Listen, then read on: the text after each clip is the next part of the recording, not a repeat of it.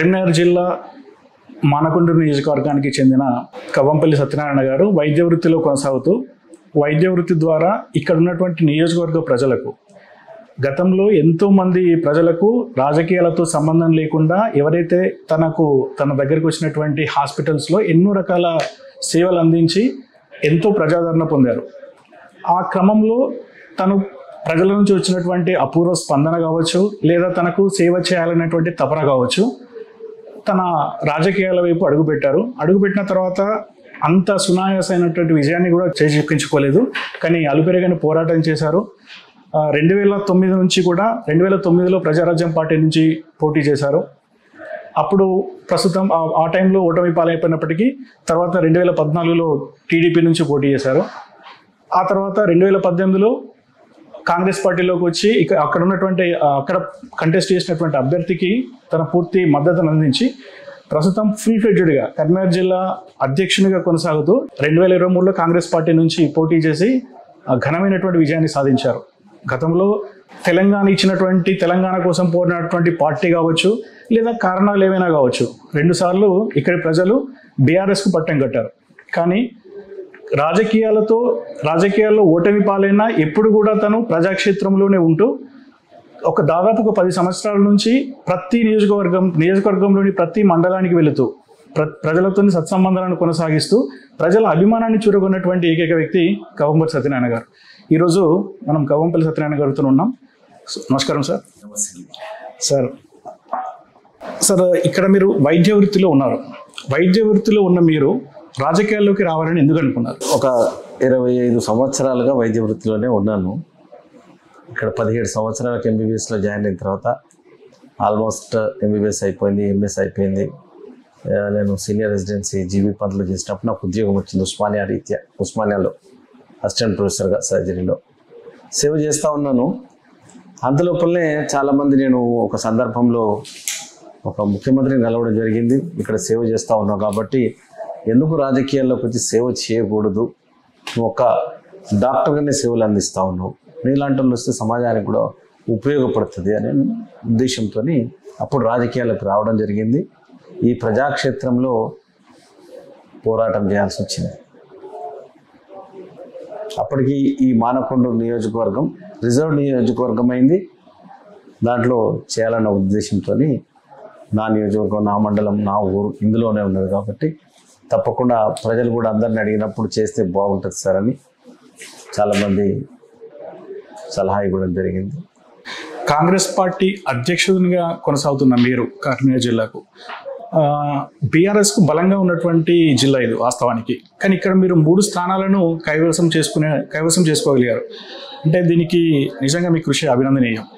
So ఇప్పుడు ఇది ఏ విధంగా చూడాల్సి ఉంటుంది అంటే నెక్స్ట్ ఇప్పుడు ఎంపీ ఎలక్షన్స్లో దీని యొక్క ప్రభావం ఏమైనా ఉంటుందంటారా? తప్పకుండా 3 స్థానాలు గెలవడము జిల్లా అధ్యక్షునిగా చాలా సంతృప్తినిచ్చిన విషయం, చాలా సంతోషాన్ని కూడా ఇచ్చినటువంటి విషయం. ప్రజలందరూ కూడా ఆదరించి 5 సీట్లు లేనటువంటి పార్టీలు అధికారంలోకి తీసుకొచ్చి 65 సీట్లు ఇచ్చి అధికారంలో తీసుకొచ్చినారు. తప్పకుండా ఎంపీ ఎలక్షన్స్లో కూడా మేము గెలుస్తున్నామన్న నమ్మకం ఉన్నది. ప్రజలు కూడా ఆదరిస్తారు. మేము ఏదైతే వాగ్దానం చేసినామో 6 గ్యారంటీల లోపల అన్నీ కూడా కొంతవరకు మేము సఫలీకృతం చేసినాం, వాగ్దానం చేసినాం, నెరవేర్చినాం. అది ఉచిత బస్సు ప్రయాణం కావచ్చు, ఉచిత విద్యుత్తు కావచ్చు, అదేవిధంగా 10 లక్షల రూపాయలు ఆరోగ్యశ్రీ ద్వారా చేయడం జరిగింది. రైతులకు కూడా రైతు బంధు వేయడం జరిగింది. ఇవన్నీ కూడా చేస్తాం కాబట్టి ప్రజలు ఆదరిస్తారు. తప్పకుండా నియంతృత్వాన్ని వాళ్ళు సహించలేదు, నియంత్రణ పొందబెట్టినారు కాబట్టి మరొక నియంత్రణ మోడీ గారు దేశవ్యాప్తంగా వ్యతిరేకత ఉన్నది. దక్షిణ భారతదేశంలో, ఉత్తర భారతదేశంలో ఇప్పటి వరకు దక్షిణ భారతదేశంలో ఎక్కడ వెళ్ళునుకోలేదు. మరి ఉత్తర భారతదేశంలో మొత్తం కొట్టుకుపోతుందని పేపర్లు కానీ ప్రజలు కానీ ఘోషిస్తూ ఉన్నారు. ఇక్కడ గెలుస్తున్నామన్న నమ్మకం ఉన్నది.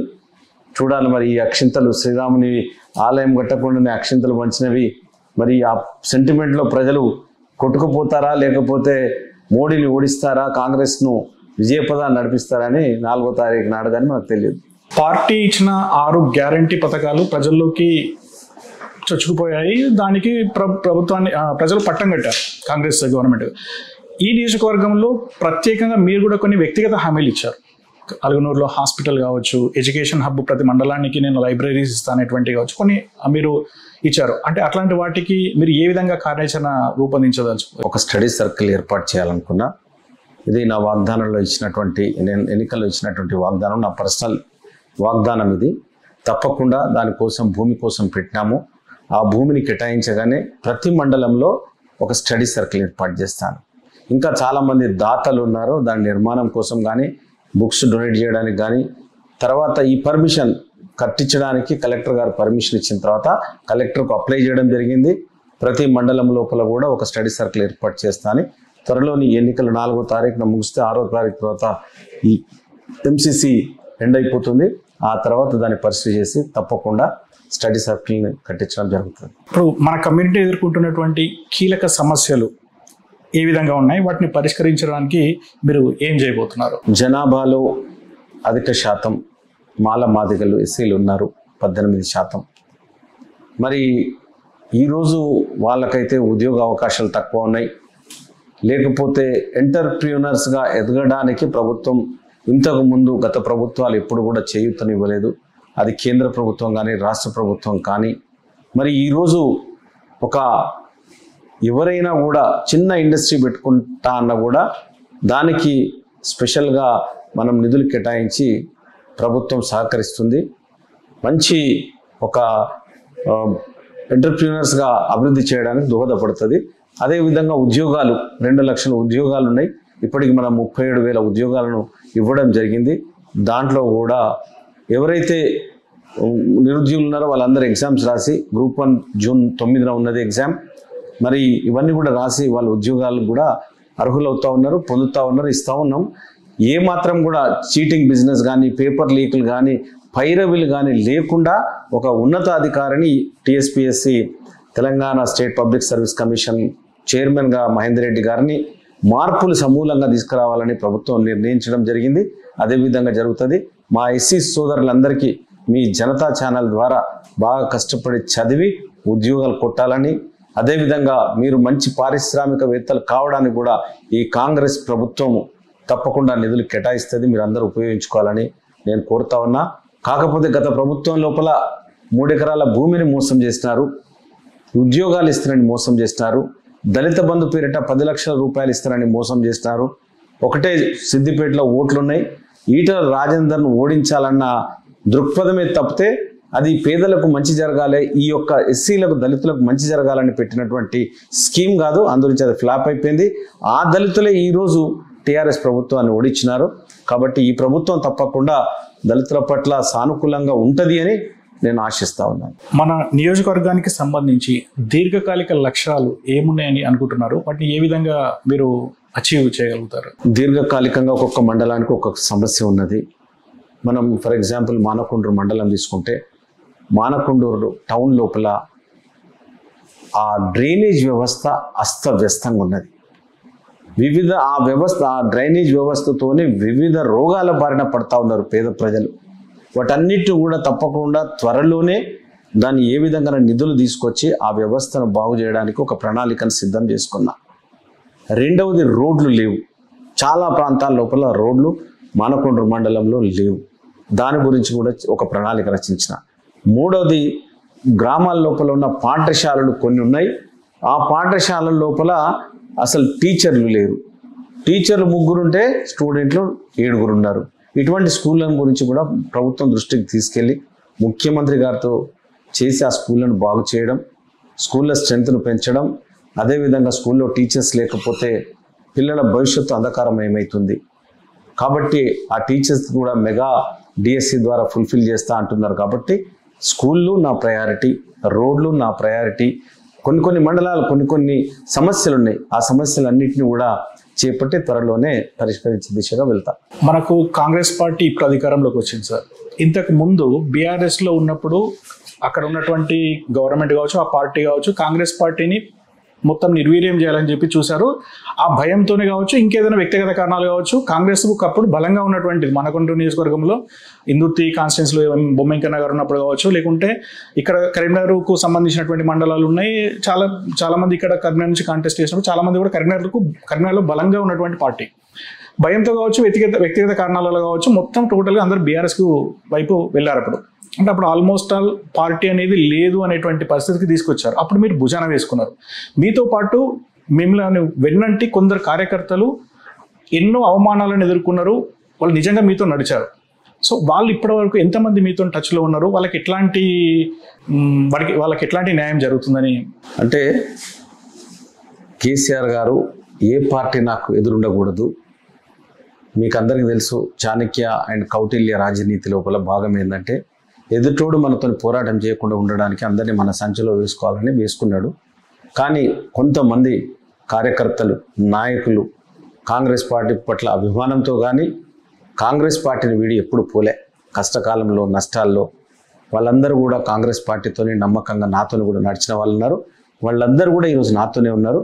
వాళ్ళందరినీ కూడా తీర్చిదిద్దడం, ఆర్థికంగా బలోపేతం చేయడం, వాళ్ళకి ఏవైతే పదవులు రావాల్సి ఉన్నాయో పార్టీ పరంగా కానీ లేకపోతే ప్రభుత్వంలో కానీ అవన్నీ ముఖ్యమంత్రి గారితో ఆల్రెడీ నేను డిస్కస్ చేయడం జరిగింది.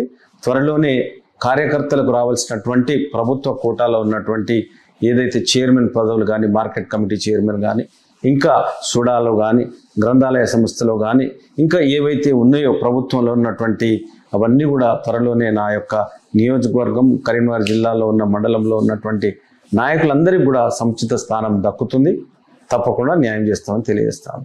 ఇప్పుడు రూలింగ్ గవర్నమెంట్ కాబట్టి సహజంగానే చాలామంది ఆశావహులు ఇక్కడ స్థానిక సంస్థల్లో టికెట్ల కోసం ఆశపడుతున్నారు. అయితే ఇది కొత్తగా వచ్చిన వాళ్ళకు టికెట్లు ఇస్తారా, గతంలో ఉన్న వాళ్ళకు టికెట్లు ఇస్తారా అనేది ఒక చిన్నగా చాలా మంది లోపల ఇది ఉంది. అంటే ఆల్రెడీ పదవులు పొంది మన దగ్గరికి వచ్చిన వాళ్ళు కాంగ్రెస్ పార్టీలో జాయిన్ అయిన వాళ్ళు చాలా మంది ఉన్నారు. వాళ్ళు మళ్ళీ టికెట్ల కోసం మీ దగ్గరికి రకరకాల ప్రయత్నాలు పైరవీలు చేస్తున్నట్టు వెనికిడి వస్తుంది.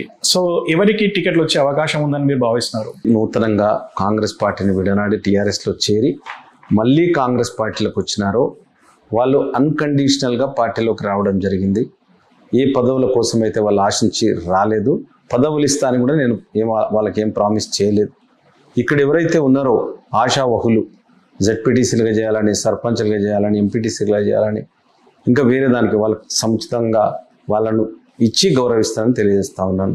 ఎందుకనంటే కష్టపడ్డారు, కష్టకాలంలో ఉన్నారు, వెన్నంటి ఉన్నారు, పార్టీని నమ్ముకొని ఉన్నారు.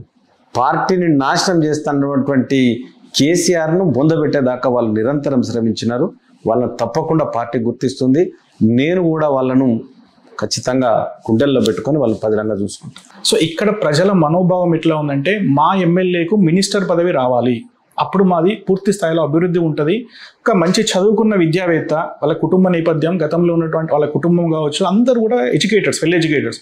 ఒక మంచి విద్యావేత్త చేతిలో ఇప్పుడు మా నియోజకవర్గం ఉంది కాబట్టి ఇక్కడ ఉన్నటువంటి అభ్యర్థికి ఖచ్చితంగా మినిస్టర్ పదవి ఇస్తే ఇక్కడ ఉన్నటువంటి జిల్లాకు కావచ్చు, నియోజకవర్గం బాగుపడుతుంది అనేటువంటి ఆశాభావంలో ఇక్కడ ఉన్నటువంటి ప్రజలు ఉన్నారు. సో ఏ విధంగా మనము ఇప్పుడు మీకు రేవంత్ రెడ్డి గారితో అత్యంత సన్నిహిత సంబంధాలు ఉన్నాయి, దాదాపుగా మీకు వస్తుంది అని చెప్పేసి కూడా అనుకుంటున్నాం. దీనిపైన మీ స్పందన ఏంటిది? ఒక మాదిగ కులానికి చెందిన వాడిని, చదువుకున్న వాడిని, తప్పకుండా ఈ నియోజకవర్గ ప్రజలు మొన్న జరిగిన ఎన్నికల్లో 3 ఎంపీ సీట్లలో గతంలో 2 ఎంపీ సీట్లను పెద్దపల్లిను, వరంగల్కు మాదిగలకు ఇచ్చినారు. ఈసారి ఒక్కటి కూడా కేటాయించలేదు. ఇక్కడ మంత్రి పదవి ఇస్తే బాగుంటుంది, అభివృద్ధి జరుగుతుందని ఈ నియోజకవర్గ ప్రజలు ఆశిస్తూ ఉన్నారు. మరి ముఖ్యంగా మా మాదిగ కులస్తులు ఎవరైతే ఉన్నారో వాళ్ళందరూ కూడా వాళ్ళు మాదిగ కులానికి ఒక మంత్రి పదవి ఇవ్వాలని ఒక డిమాండ్తో ఉన్నారు. మరి సానుకూలంగా స్పందించి ముఖ్యమంత్రి గారు ఇస్తారో లేదో మనం వేచి చూడాలి. ఇదంతా కూడా మన అధిష్టానం నిర్ణయానికి వదిలేస్తాం. ఊహాజనితాలు ప్రశ్నలు చాలా ఉంటాయి, వాటన్నిటికీ మనం ఏం సమాధానం కానీ కాలమే సమాధానం చెప్తారు. మన ప్రాంతంలో కావచ్చు లేదా మన ప్రాంత రాజకీయ నాయకులు, ప్రత్యర్థ పార్టీకి సంబంధించిన రాజకీయ నాయకులు కావచ్చు, కొందరు ప్రజలు కావచ్చు, వాళ్ళ నుండి వచ్చేటువంటి విమర్శలను కానివ్వండి, వ్యతిరేకతను కానివ్వండి, ఏ విధంగా ఎదుర్కొంటారు? అంటే మొన్నటి దాకా బాగా అధికారం అనుభవించారు, భూ ఆక్రమణలు చేసినారు, ముఖ్యంగా ఇక్కడ గతంలో ఉన్నటువంటి రసమై బాలకిషన్ అసైన్ ల్యాండ్స్ చాలా కబ్జా చేశాడు. వాటన్నిటిని కూడా సర్వే చేయించినాం. కొన్ని ఎకరాల భూమి తేలింది. ఇప్పుడు దాన్ని సర్వే చేయించొద్దని కలెక్టర్కు విజ్ఞప్తి పెట్టుకున్నాడు. ఒక విజ్ఞాపన పత్రం ఇచ్చాడు. 3 నోటీసులు ఇచ్చినాము. అయిన తర్వాత చేసినాము. దాన్ని మళ్ళీ హైకోర్టుకు వెళ్ళడం జరిగింది. నా ల్యాండ్ సర్వే చేయించొద్దని. హైకోర్టులో కూడా ఆయనకు చుక్కెదురైంది. దాంతో తట్టుకోలేక నా భూమి ఎక్కడ పోతుందో అని ఆయన అనుచరులతో దాడి చేయిస్తూ ఉన్నాడు. నమస్తే తెలంగాణ ఉన్నాయిగా, ఎందుకు పనికిరాని పేపర్ అది, దాంట్లో రాయిస్తూ ఉన్నాడు. అది ఇప్పుడు చిత్తు కాగితానికి కూడా పనికొస్తలేదు, ఎవరు చదువుతలేరు కూడా. అటువంటి పేపర్ను అడ్డు పెట్టుకొని రసమై బాలకిషన్ ఆడుతున్నటువంటి నాటకాలు, దాన్ని గట్టిగా ఎదుర్కొంటాం. స్థానికేతరుడు ఇక్కడ నుంచి ఇంకొకసారి ఇటు రాకుండా కూడా చేసే ప్రయత్నాలు చేస్తాం. ప్రజాస్వామ్యంలో మళ్ళీ మానకొండూరు వైపు చూడకుండా కూడా ఆయన ప్రజలు ఇప్పటికే బుద్ధి చెప్పినారు. చిత్తుగా ఓడించినారు. మళ్ళీ ఏదో విధంగా పేపర్ని అడ్డం పెట్టుకోను, సోషల్ మీడియాను అడ్డం పెట్టుకోను ఏదో చేస్తూ ఉన్నాడు. అక్కస్తో ఇక్కడ ఉన్నటువంటి భూ ఆక్రమణదారులు బెజ్జంకిలో 50 ఎకరాలు ఉంటే 35 ఎకరాలను ప్రభుత్వానికి అప్పచెప్పిన. అదేవిధంగా ఇక్కడ హైవే బ్రిడ్జ్ను పెట్టుంటే దాన్ని కూడా వేయింగ్ బ్రిడ్జ్ను ఉంటే కూల్చేసినాం ప్రభుత్వ భూమి లోపల. కొంతమంది భూముల లోపల కబ్జాలు పెడితే వాళ్ళు కోర్టుకు పోతే వాళ్ళు స్వయాన కూల్చేసుకున్నారు. ఇవన్నీ జరుగుతూ ఉన్నాయి. మార్పు వస్తుంది తప్పకుండా. ధీటుగా రసమై బాలకిషన్ ఆయన అనుచరులకు సమాధానం చెప్తాం. కబ్జాల ఉన్నటువంటి ఉన్నటువంటి భూములన్నిటి కూడా తీస్తామని తెలియజేస్తాం. ఇక్కడ నియోజకవర్గంలోని రైతులను ఆదుకోవడానికి ఎలాంటి కార్యక్రమాలు రూపొందించడం? మనకు పెద్ద సమస్య ఏంటంటే వరి కొనుగోలు ఒకటి, తడిసిన ధాన్యం. మరి విదేశాల లోపల ఈ ధాన్యం తడిస్తే డ్రై ఎట్లా చేస్తూ ఉన్నారు. ఒక పెద్ద డ్రైయర్ మిషన్ పెట్టి ఒక మోడల్ ఐకేపీ సెంటర్ను పెట్టాలని స్టడీ చేస్తూ ఉన్నాను. దాని మీద పేపర్స్ అన్నీ కూడా నా టేబుల్ మీద ఉన్నాయి. ఆ రైతులు ఇబ్బందులు పడకుండా వర్షాకాలంలో ఆ డ్రైయింగ్ మిషన్స్ పెద్ద ఎత్తున తీసుకొచ్చి కటింగ్ అయిన తర్వాత డ్రై చేసి కొలిసి బ్యాగ్లో ప్యాకింగ్ చేసే వరకు దాన్ని చేయాలన్న ఉద్దేశంతో ఉన్న వివిధ సంస్థలతో కూడా మాట్లాడుతూ ఉన్నా. రైతులు ఏ సమస్య, వాటర్ సమస్య మనకు తెలుసు. గతంలో మేటిగడ్డ పగులు రావడం, నీళ్ళన్నీ సముద్రం పాలు కావడంతో వాళ్ళు మేటిగడ్డ నుంచి ఎత్తలేకపోయినారు. అది ఎత్తలేకపోవడంతో వాటర్ అంతా కూడా సముద్రం పాలైంది. కాబట్టి మిడ్ మానేర్ కానీ ఎల్లంపల్లి నుంచి మిడ్ మానేరు లేకపోతే శ్రీరామ్ సాగర్ నుండి వాటర్ మా నియోజకవర్గంలో ఉన్నటువంటి ఇల్లంతకుంట మండలానికి అంతగిరి ప్రాజెక్టుకు రాకపోవడం మిడ్ మానేర్ ద్వారా అక్కడున్న రైతులు కొంత నష్టపోయినారు. ఇప్పుడు ఆ జాగ్రత్తలు తీసుకొని వాళ్లకు అన్నీ ఉంటాయి. తర్వాత ఎరువుల విషయం కానీ పత్తి విత్తనాల విషయంలో కానీ ఇవన్నీ కూడా సమృద్ధిగా ఉన్నాయి.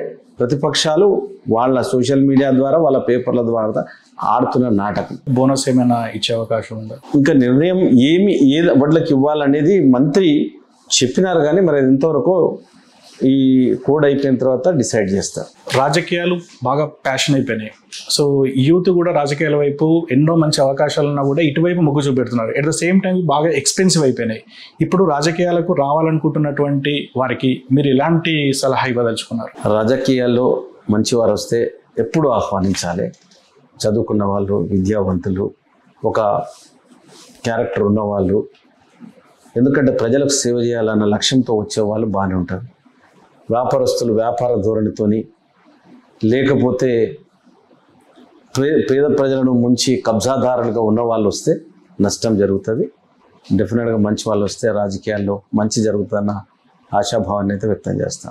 డీలిమిటేషన్లో భాగంగా కరీంనగర్లో బెజ్జంకి, ఉస్నాబాద్, కోహెడ మండలాలను కలుపుతారు. వీళ్ళంతా కూడా కొంచెం కాంట్రవర్సీ ఉంది. అసలు సిరిసిల్ల ఉంటుందా, సిద్దిపేట ఉంటుందా అనేది కూడా కొంచెం సందిగ్ధంలో ఉంది. ఇప్పుడు ఈ 3 మండలాలను కలపడానికి అప్పుడు రేవంత్ రెడ్డి గారు కూడా హామీ ఇచ్చారు. సో ఇక్కడ ప్రజలు కూడా ఎదురు చూస్తున్నారు. ఇది సాధ్యం అవుతుందంటారు? ఇప్పుడు త్వరలోనే జిల్లాలు 17 జిల్లాలు చేయాలా, 19 చేయాలన్న ఆలోచనలో ప్రభుత్వం ఉన్నది. ఇన్ని జిల్లాలు చిన్న చిన్న జిల్లాలుగా ఉమ్మడి జిల్లాని విడగొట్టి 4-5 జిల్లాలు చేసినారు. కాబట్టి ఈ సిద్దిపేట కానీ, ఇల్లంతకుంట కానీ, సిరిసిల్ల కానీ, కరీంనగర్ పార్లమెంటు, ప్రతి పార్లమెంటు 17 పార్లమెంట్లు ఉంటే 17 జిల్లాలుగా ఏర్పాటు చేయడానికి ఒక శాస్త్రీయంగా దాన్ని చేపట్టడం జరుగుతుంది. త్వరలోనే దాన్ని ప్రారంభిస్తారు. కరీంనగర్ జిల్లా లోపలికే ఈ సిద్దిపేట కానీ, సిద్దిపేటలో ఉన్నటువంటి బెజ్జంకి కానీ, ఇల్లంతకుంట కానీ, అప్పుడు అన్ని కరీంనగర్ జిల్లా కానీ ఈ 7 నియోజకవర్గాలు ఇంటాక్ట్గా కరీంనగర్ జిల్లాలో ఉంటాయి. కరీంనగర్ జిల్లా ప్రస్తుతానికి కూడా అధ్యక్షునిగా కొనసాగుతున్నారు. జిల్లాలో పార్టీని బలోపేతం చేయడానికి మీరు ఎట్లాంటి చర్యలు తీసుకుంటారు? పార్టీ బలోపేతంగా ఉన్నది, గెలిపించినారు. ఇంకా రాబోయే స్థానిక సంస్థల ఎన్నికల్లో కూడా అన్ని కైవసం చేసుకోవడానికి కార్యకర్తలందరినీ కూడా సమాయత్తం చేసి పార్టీ బలోపేతానికి, అదేవిధంగా పార్టీ గెలవడానికి దోహదపడే విధంగా కృషి చేస్తానని తెలియజేస్తాను. జూన్ 10th నాడు మీ బర్త్డే ఉంది. మీరు కరెక్ట్ ఇప్పుడు వచ్చి ఎన్ని నెలలు అవుతుందన్నా? ఆల్మోస్ట్ ఆల్ 6 నెలలు అవుతుంది. ఫస్ట్ టైం మీరు బర్త్డే సెలబ్రేషన్స్ నియోజకవర్గ ప్రజలకు కూడా ఒక పండుగ లాంటిది. సో మా తరపున ముందుగానే విషెస్ తెలియజేస్తున్నాం అన్న. మీరు ఇంకా ఉన్నత శిఖరాలకు ఎదగాలి, మానకొండూరు నియోజకవర్గాన్ని అభివృద్ధి చేయాలి. ఇది ఎమ్మెల్యేతోనే కాకుండా మీరు మినిస్టర్గా ఇంకా కొంచెం ముఖ్యమంత్రి స్థాయి దాకా వెళ్ళాలని చెప్పేసి మేము కోరుకుంటున్నాం.